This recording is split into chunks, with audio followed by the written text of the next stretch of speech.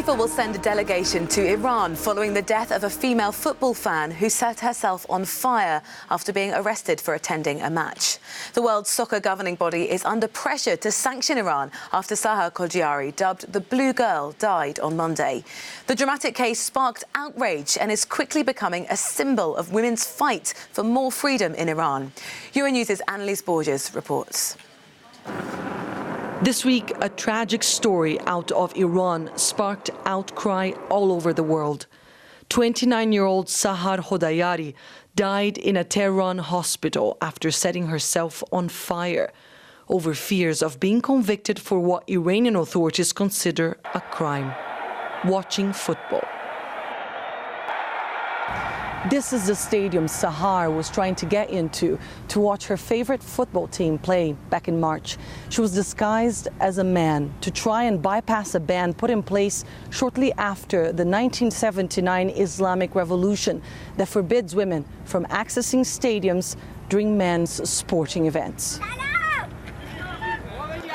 I asked Tayyebe Siavashi, one of 17 women represented in the 290-seat Iranian parliament, why, despite the sporting ban not being written into law, women are still not allowed to watch football events. When it comes to cinema, theatre, music concerts and other public events, both men and women go together.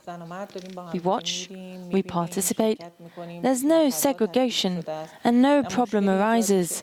But what they argue is that as a result of the excitement that sports brings, they can't anticipate what may happen.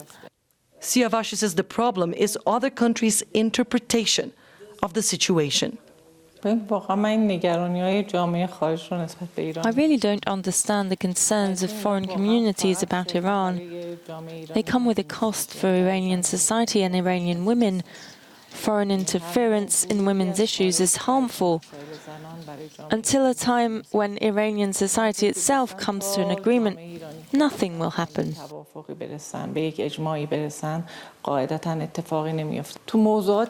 Issues such as hijabs and stadiums are cultural issues which cannot be solved by foreign communities.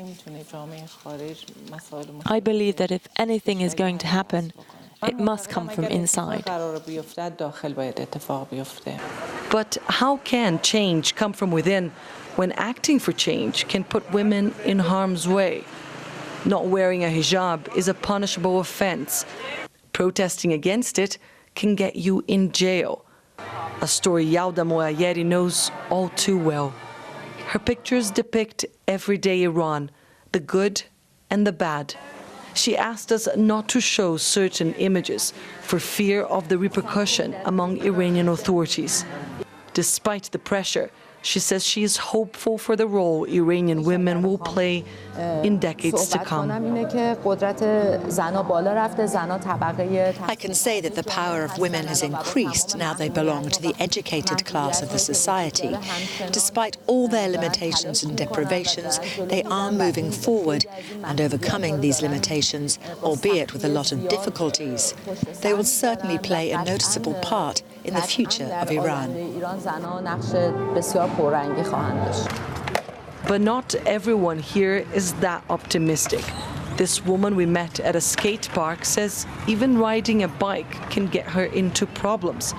When asked if Sahar Khojaari's death could trigger change beyond football stadiums, she said she didn't think so. She will be forgotten. They will say it was her own fault. She had a problem. I feel that her case will be closed. Poor girl, only wanted to watch a soccer game. They didn't let her. Like 1,000 other people, she was killed, and there will be no follow-up. Nothing will happen. What kind of Iran will emerge if women get what they want? While some in the country may not want to know the answer, others hope things will change for women here and believe they can be the actors of that change. Annalise Borges in Iran's capital, Tehran, for Euronews.